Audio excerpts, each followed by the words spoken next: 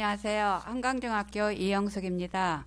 우리 학교는 한강 아카데미 이야기 이렇게 주제를 잡았습니다. 왜냐하면 우리가 원래 이 기본학력 책임지도 용어가 끌어올림이었었는데요.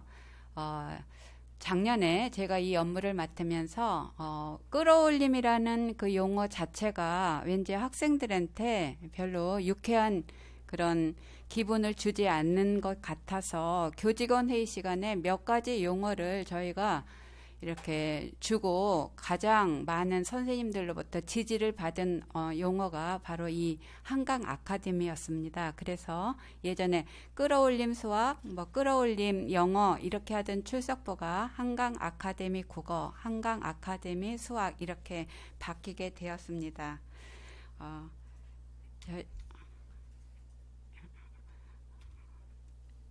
학교 현황 이런 거 다 생략하고요. 서로 성장학교 운영 사례 중심으로 말씀드리겠습니다. 우리는 크게 이렇게 5꼭지로 진행을 하였습니다. 우선 첫 번째 그 독서 치유 프로그램이라고도 해도 되고요. 또는 이렇게 독서 동아리로 얘기를 해도 되고 사실 1학년 전체 제가 1학년 국어를 들어가는데요. 1학년 저와 우리 그 1학년 수업 들어가는 기획 선생님하고 의논해서 1학년 전체에서 가장 바닥인 학생들, 기본 학력이 좀 바닥인 학생들, 그래서 문해력 향상이 시급한 학생들을 모았어요. 그래서 남학생 4명, 여학생 4명. 근데 처음부터 이 학생들이 흔쾌히 하겠다고 대답을 하지 않았어요. 그래서 어떤 학생은 선생님 저는 책이 이 세상에서 제일 싫어요. 이렇게 대답하던 학생들이었거든요.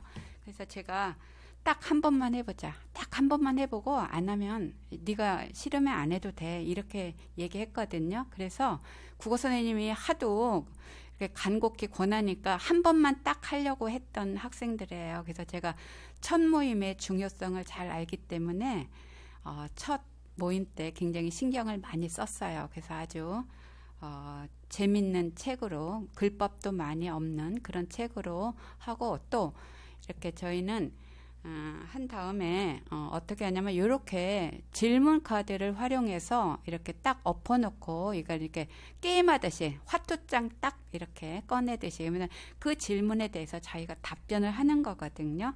그러다 보니까 그리고 혼자 하는 게 아니라 4명 정도 팀을 이뤄서 하기 때문에 그 시간이 굉장히 재밌게 진행이 되었어요.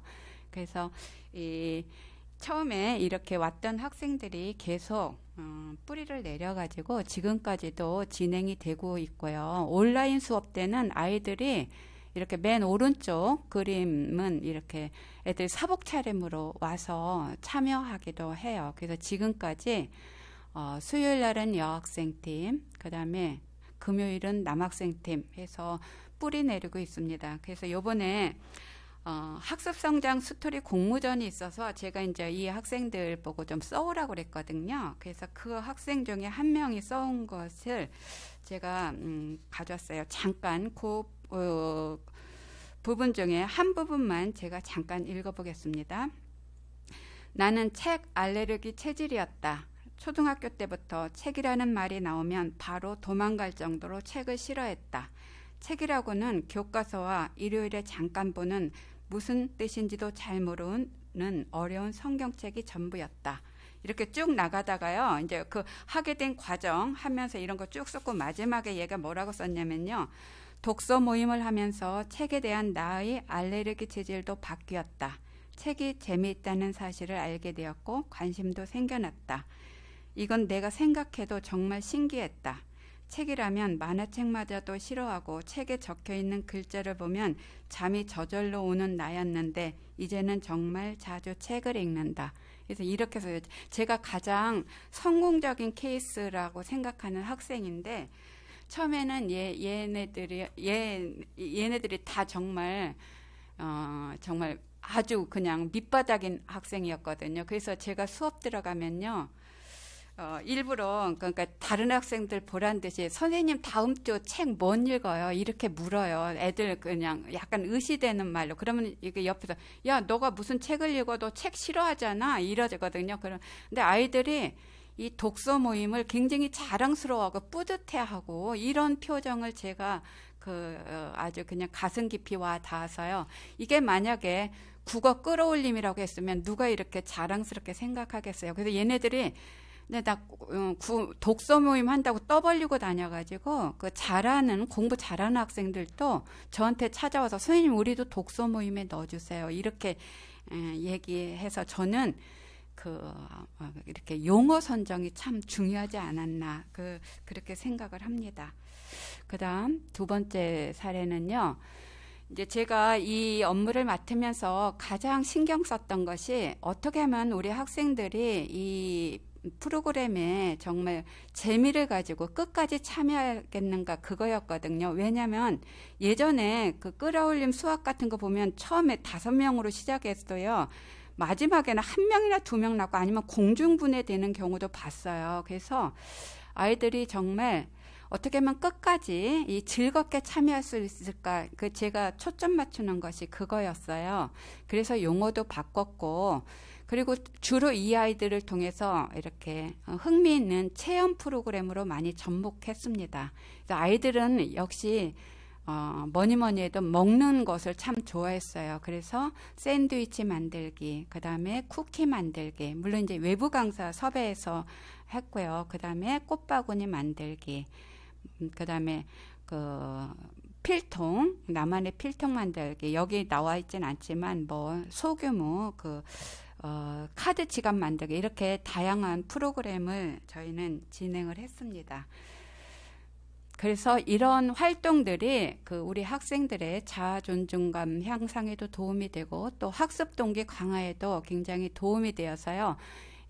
자연스럽게 기본학력 거기에도 영향을 줘서 아이들이 결석하지 않고 잘 끝까지 지금까지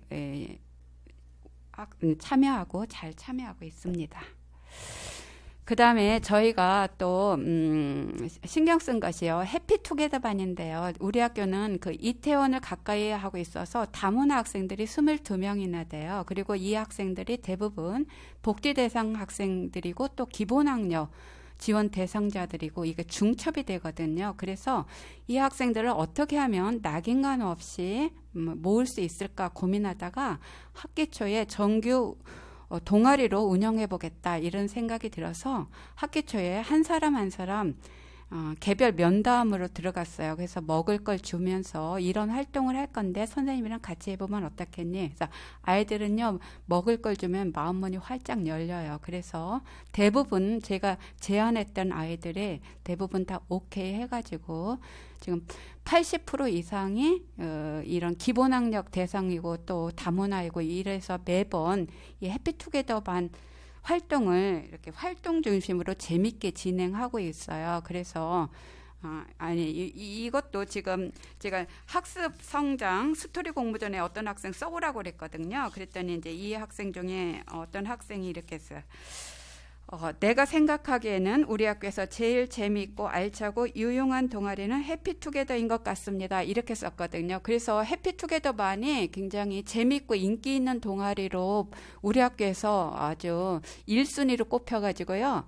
일반 학생들이 찾아와서 저한테 물어요. 선생님 어떻게 하면 해피투게더 반에 들어갈 수 있어요? 그래서 저를 굉장히 난처하게 만들고 있습니다. 그래서 1학년은 제가 직접 정규 동아리 시간에 데리고 활동하고 있고 이게 1년간 잘 활동을 하면요 2학년 3학년은 얘네들이 자율 동아리로 운영할 수가 있어요. 그래서 작년에 했던 2학년 해피투게더 반은 자율 동아리로 운영을 해서 이렇게 행사 무슨 중간고사 끝나는 날, 기말고사 끝나는 날 이렇게 일찍 끝나는 날 또 얘네들 모여서 우리 체험활동 프로그램 같이 운영하고 있습니다.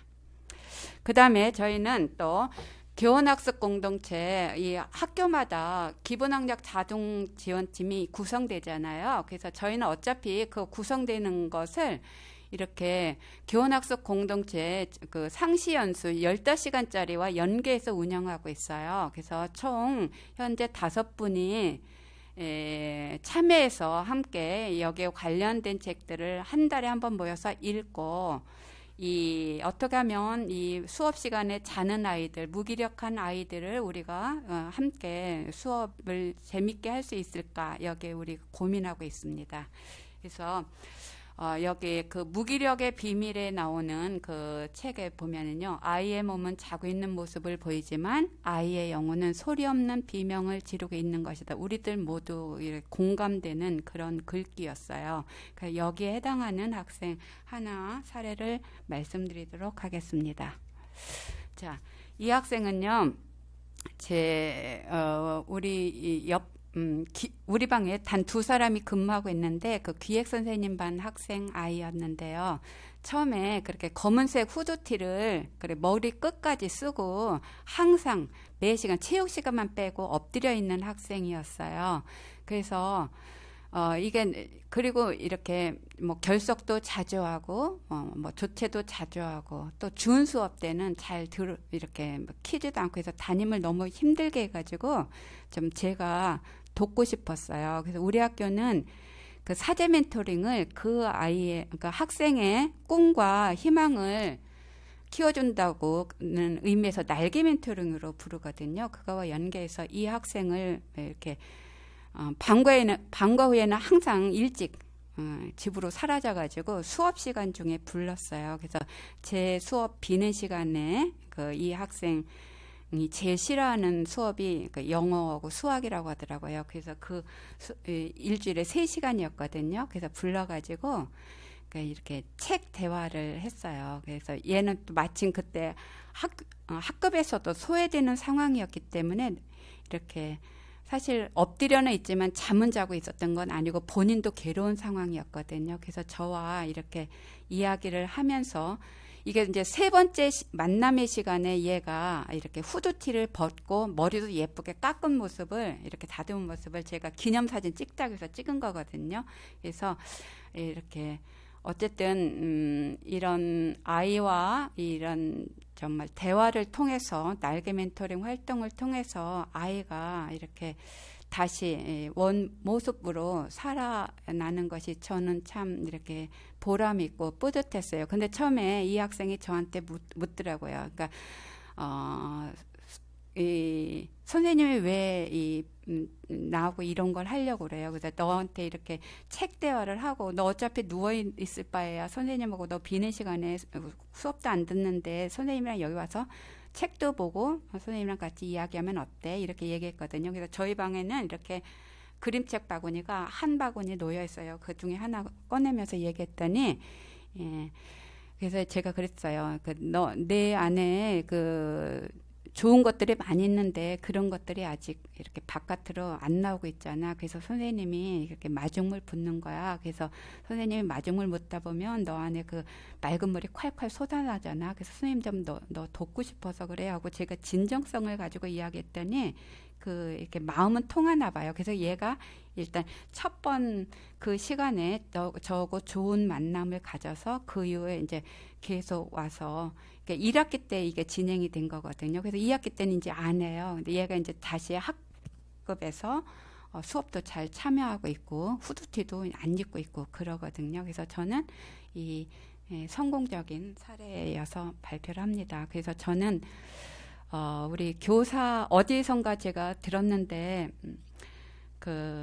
우리들의 그런 교육 활동 이런 것들이요, 어떤 면에서는 콩나물의 물붓기라고 생각합니다. 콩나물의 물붓기, 낭비되는 것 같고 버려지는 것 같지만 아이들은 사실 그 물 먹고 자라거든요. 그래서 우리들이 하는 이런 서로 성장이라든가 아니면 키다리쌤 이런 날개 멘토링 이런 모든 활동들이 학생들에게 이렇게 콩나물에 물 주는 물 아닌가 이렇게 생각을 합니다.